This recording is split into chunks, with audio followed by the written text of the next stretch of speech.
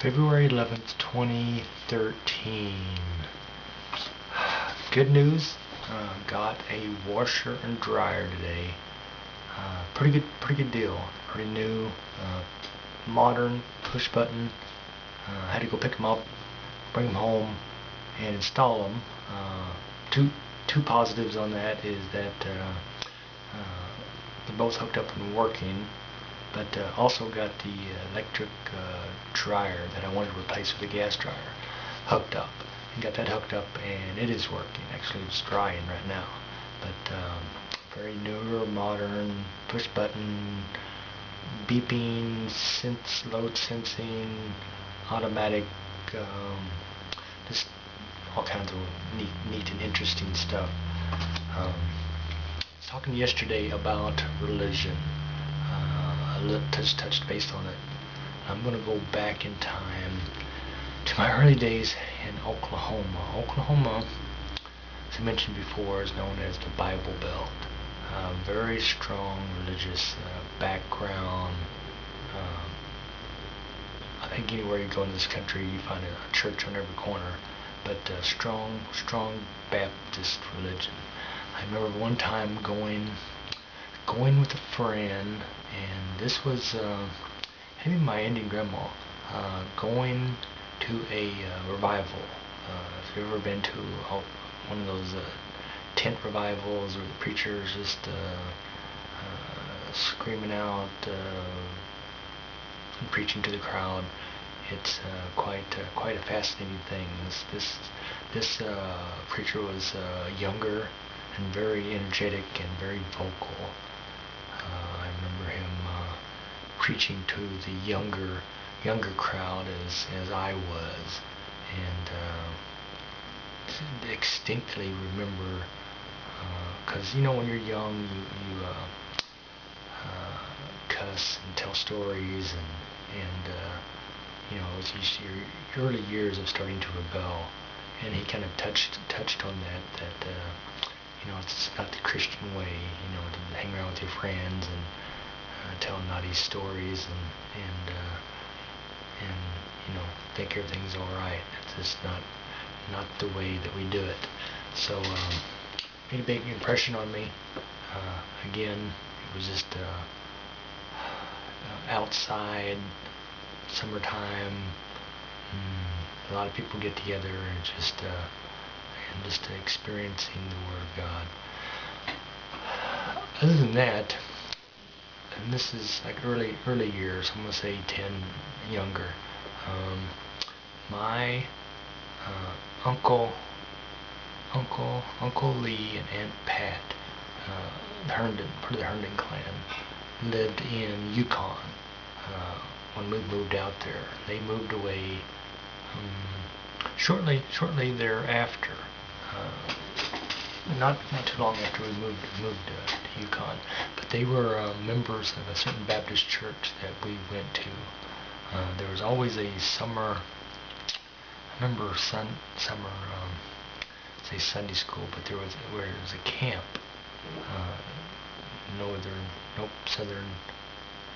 southern Oklahoma, that they used to go to. It was a very regular thing, and I got to go to it once before we quit going all together. But it seemed like once they moved, my mother was not a very religious person, but she wanted us to touch base and experience that when we were younger, and kind of just let us make our own minds up as we got older.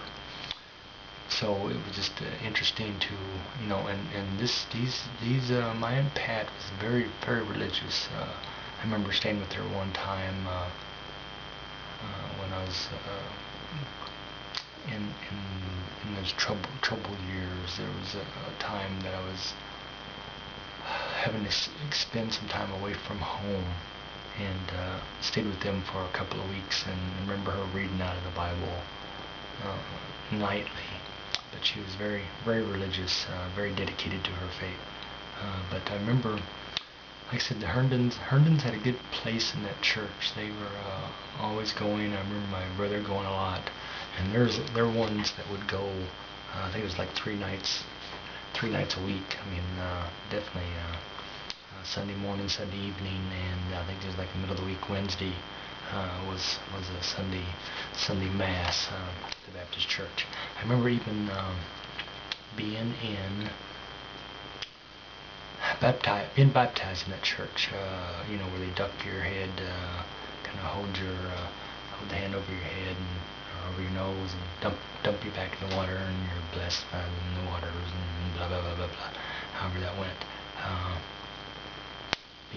being done. But I remember leading up to that being Baptist, because I remember everybody, you could see them, on a weekly basis being baptized in the water there, right in the church. They had a little tank that you could go down into and be baptized. And I remember I remember my mother and brother being there, and my brother, of course, was older, 5 years older, so he was more into it and really getting into that phase in his life. And I remember my mother pushing brother wanting to go down, because they want you to come down and accept the word of God, and then following week or Sunday or so they'll baptize you. And I remember my mother pushing me out into the aisle, and I was crying. It's like, I'm not ready for this. And then following my brother, and brother dragging me down to the preacher, and the preacher saying, "Oh, he's just so." See, what was the word? Because I was just crying. It was like tears of faith and happiness that he's accepting the Lord as, and blah blah blah. And it's like, but it was kind of an arm twisting thing for me at the time, and saying I quite got over it. But it's like, whatever. But we move on in life. Finally, when I began, like I said, they moved away, and then we quit going there just because we didn't have to. If you don't have to, you don't. But at least get to experience the Baptist faith firsthand. There was a time that I spent. Someone gave me, a gal that I worked with gave me a Bible, and in it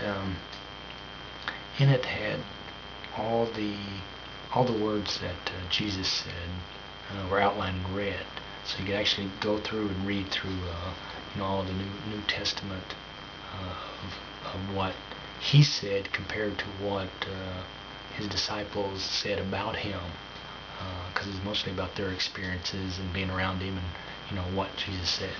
I think it's very true of that one phrase that you hear a lot. What would Jesus do? And it's true. If you follow the teachings of Christ and not man's doctrine of how they build their churches on that concept, but if you follow him himself, of how he carried himself, I think a true Christian, and when people ask me, a true Christian is being Christ-like. Carrying the way he dedicated his life to mankind, as wanting to be a better place to live. Learning to accept people of all kinds, and really, not letting, as they say, turn the other cheek. One of the stories I remember reading, he was traveling from one town to another, and they came across a fig tree, and it had not borne a lot of fruit, because they took one of the types of fruit they eat when they're out walking along the roads, and they walked a lot of roads and many miles. But coming into town and going back out, is that this fig tree wasn't bearing enough fruit to support, or whatever the deal was, and he got really angry at it and cursed it, and it shriveled up and died. And then on the way back out of town, he crossed it and seen what he did, and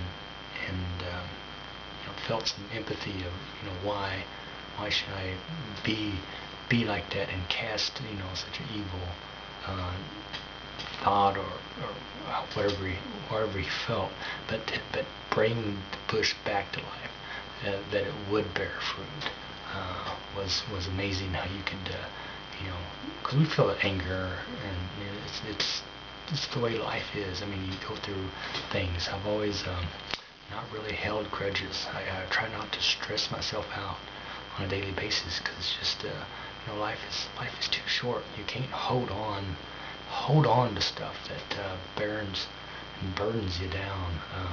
You just can't. It's just not me. But I mean, it's just there's enough stress, sadness in the world to really let it bring you down to a level that's could affect your health, and that's just the way I feel.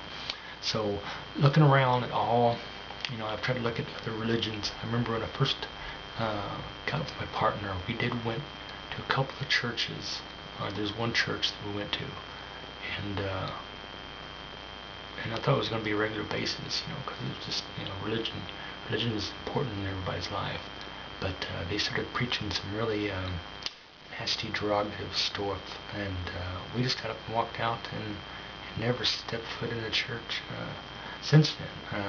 Well, the mother got married and we stepped in that one, but it was just not, man's doctrine and the way they build the churches up is not really, I don't think, true to the nature of what really Christ wanted us to be. Even when he walked through, and as they say, he threw the money changers out of the church, and despite this is the house of God and blah blah blah, and went through his phases of man's way of the way it is. But interesting, like I said, the one pilgrimage I talked about yesterday, about the 13 million people traveled to the Ganges River and dunked themselves in to kind of cleanse their souls and spirits for the year, kind of just let go, let loose. And just like when Islam, as they travel to Mecca and make their pilgrimages, is just different religions around the world. I think Buddhism speaks true to the depth. And Buddha was around, a couple thousand years before Christ, and his teachings, if you listen and kind of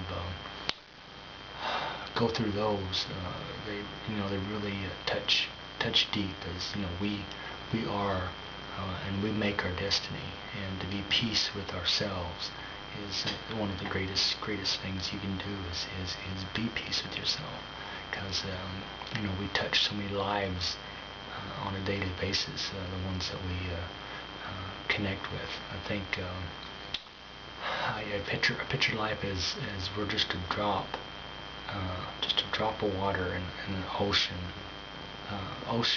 of life, and that one drop, how it will ripple and vibrate out and eventually merge with this whole thing that we call life is amazing. That's how I look at it, is that I'm just a drop in an ocean of wonderful, magnificent things, and my wave will touch other waves, which will touch other waves and interact.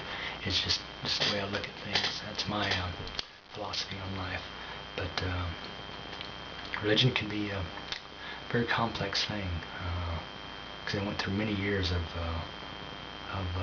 trying to deal with that. When you're so bad, you're gonna burn and go to hell, forever and ever.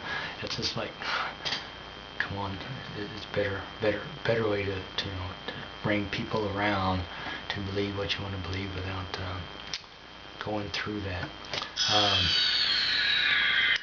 This is called New Religion by Duran Duran. One of the rare CDs I've ever listened to. I listened to all the way through, and I liked all their songs. And this was back in '82. But Duran Duran, it's like Hungry Like a Wolf, came off that. But if you listen to it sometimes, it's real ultra modern, new age wave music. But they were very, very popular in their day. But Duran Duran, New Religion, February 11th, 2015.